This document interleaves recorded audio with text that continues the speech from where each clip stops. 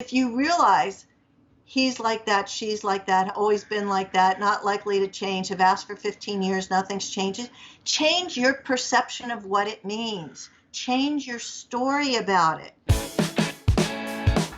Did you push record?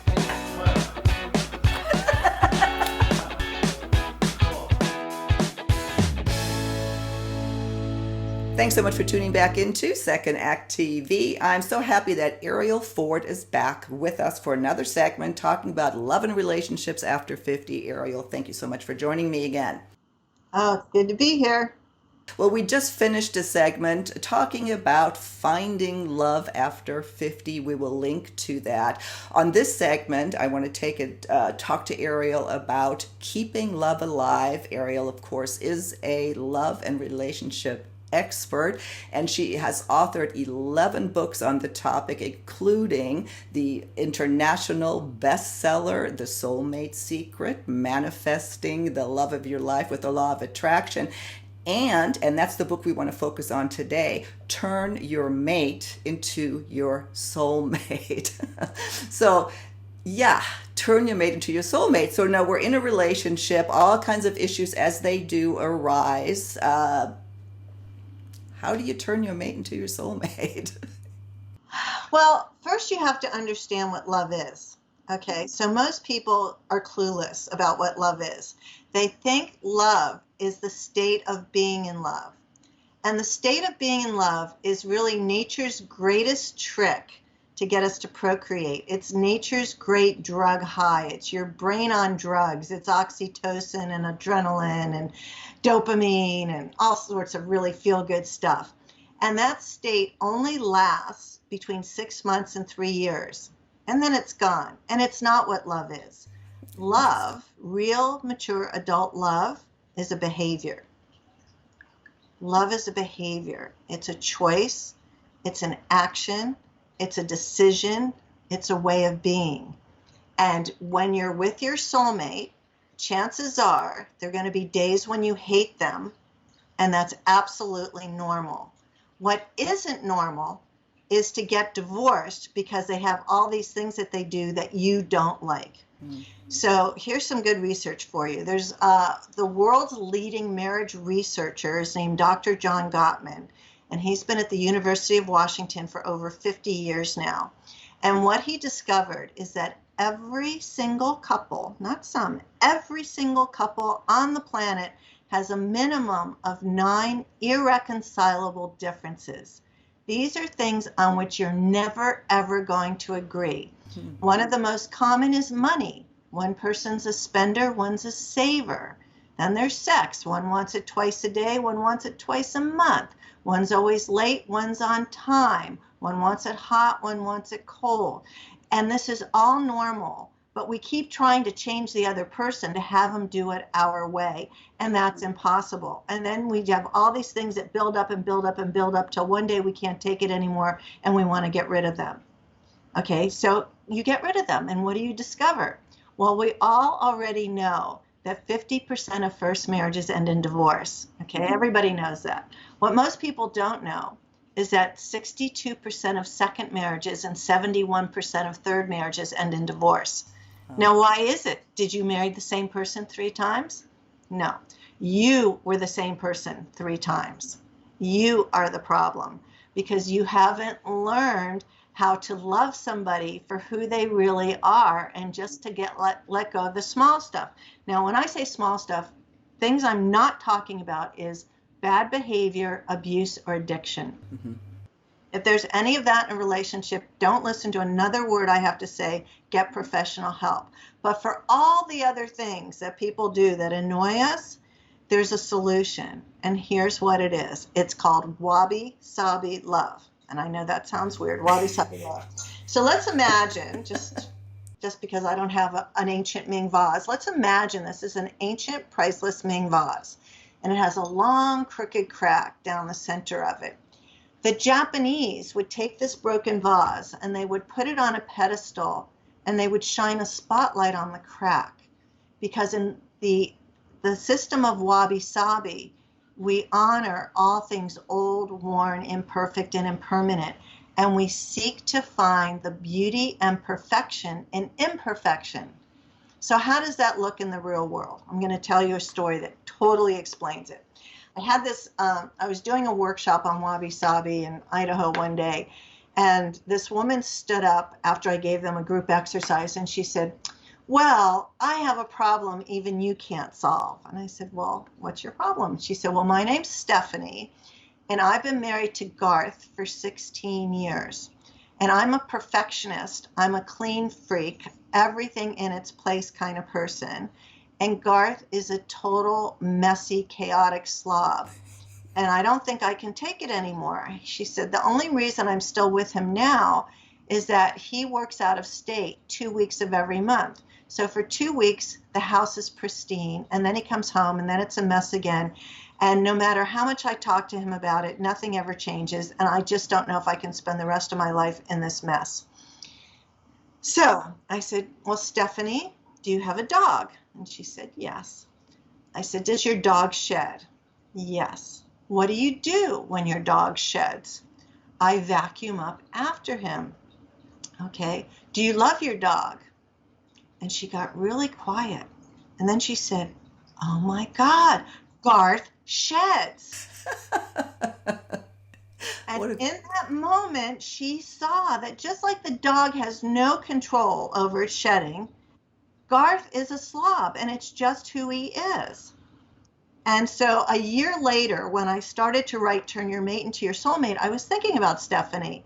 And I thought, I wonder if that was a workshop aha moment or if something changed. So I called the promoter of the event, and I said, I know this is weird. There were 300 people in my workshop. There was a woman named Stephanie. She was married to Garth. I need to talk to her. And the woman said, oh, she's my best friend. Here's her number. So I called Stephanie, and I said, how's your life? How are things going? And she like very dreamily said, oh, it's never been better. Garth quit his out-of-state job to have an at-home business. So we're together 24/7. And yes, he's still a slob. So the point here is you don't have to sit down every single time you don't like something they didn't do and have a big conversation. What you can do is if you realize he's like that, she's like that, always been like that, not likely to change, have asked for 15 years, nothing's changed. Change your perception of what it means. Change your story about it. Yeah. You know, if you're the one who's upset because you're always tripping over wet towels, stop being upset. Just pick up the damn towel, put it in the hamper. That is such a great point, and what a great that story, what a great analogy. And you know, you always kind of internalize when you hear things. And I look at my first marriage. You know, I was married 25 years, and you know, towards the end, especially, yeah. I mean, anything I was annoyed. It was just frustrating. I didn't want it anymore. And I'm not saying we could have saved it, maybe we could have, but going into my new relationship and the new life, and to your point, you know, the second marriages or third or new relationships, if you bring yourself every time, it's not going to work. And so I consciously quit being upset about stuff that upset me. I learned from that. And that's what you're saying. And perhaps one of the big points, you know, again, here we want to point out here, I love the way that you describe that love is a behavior. I've never heard that, I don't think. Yeah, no, it is a behavior. Just like, you know, let's say you have a puppy and you love your puppy and the puppy pees on the floor and you can't stand that the puppy peed on the floor, right? You're not going to beat the puppy. You know, you love the puppy and you understand that the puppy's just a puppy, right? So your behavior is, oh, I'm going to be a mature adult here. I'm going to take him out and put him in the grass. I'm going to do what I need to do to train him. But I don't like it. It annoys me. It's frustrating. And yet you chose to have a puppy, right? You know? Well, and by thinking of it in that perspective, or in that sense, that it's a behavior, it gives you control. I mean, that's what came up for me. If not you know, not in a controlling way, but that you have control of your behavior, you have control of the situation and control of making a change. Now, you said you were married for 25 years. Did you once believe that your husband was your soulmate? If I'm really honest, no. Okay, because a lot of times soulmate relationships have expiration dates. So just because they don't last a lifetime doesn't mean they weren't your soulmate. So it may be that you had a karmic sacred contract with them to come together and do life together for 25 years, and then it was over. Yeah. The expiration date, and it was time for you to move on to a new soulmate. Yeah. Well, everything about that marriage, and he was, and I'm not bashing my head. I'm just saying that when you asked me that, I don't know but what it did do, and to your point, it started second act TV. Yeah, no, there's always good that comes out of it. But I actually know 3 people who've had 3 soulmates. You know, either they divorced and they divorced amicably, and they co-parented and they were friends, or I have one friend who's outlived the first 2 soulmates and she's now on number 3. So there's no shortage of love in the world, just like there's no shortage of fresh air or clean water, at least in the Western world. We don't worry in the morning, oh, am I going to have enough fresh air today? And yet people wonder, oh, is there enough love for me? Yeah. It's the same thing. There's no shortage out there unless you say there is, in which case you're going to get to be right. No, exactly. Well, and again, keeping love alive, saving a relationship, saving a marriage, big, big, big topic here. And so many people don't believe that you can change, or that, it'll ever be the same again. And maybe it won't be the same, but it could be better. But it's all about, what tools do we have that... Well, so here's what makes up a healthy, happy marriage. Mm-hmm. You need connection, compatibility, a little chemistry. It doesn't have to be the most big chemistry in the world. Communication, which can be learned. And the single most important deciding factor is a shared vision of the future. Mm. If you want to live at the beach and he wants to be alone in a cabin on a frozen lake, happiness just isn't possible. Mm-hmm. So you have to have connection, compatibility, chemistry, communication, a shared vision for the future, right? And you should know all that before you get married. Yeah. Right? Exactly.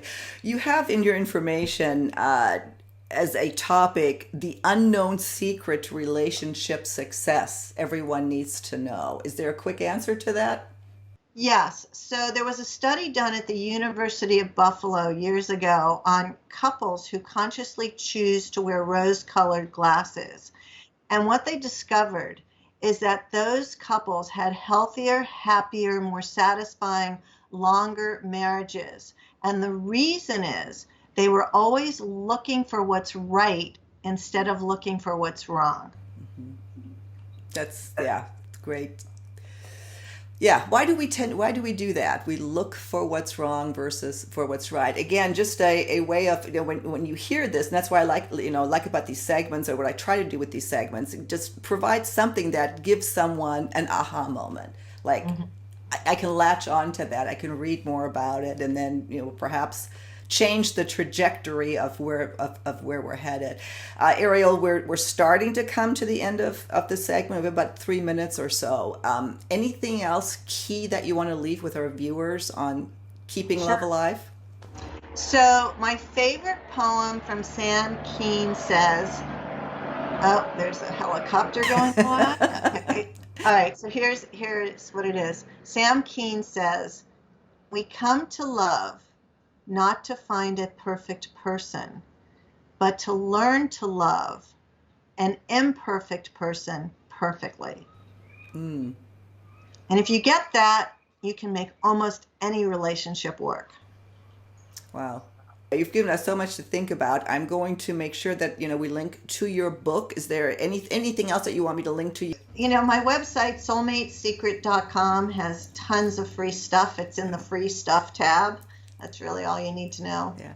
The other thing I love about you is that, obviously you're a study and a master at this, and you understand both on an intellectual level, but you live this too. And maybe just in closing, you manifested your marriage, your soulmate at 42. Yeah, that's what, and everything I did is in my book, The Soulmate Secret. Yeah. Arielle, thank you so much. I so enjoyed talking with you. Thank you for being on Second Act. I'm sure I can't wait to see all the comments from our viewers. I like I said on our first segment, you've just inspired me to take up some other reading as well, including your books, and just really think about the law of attraction and how that can change, the trajectory of our life. So until next time, have a wonderful day. We'll talk to you hopefully soon again on Second Act TV.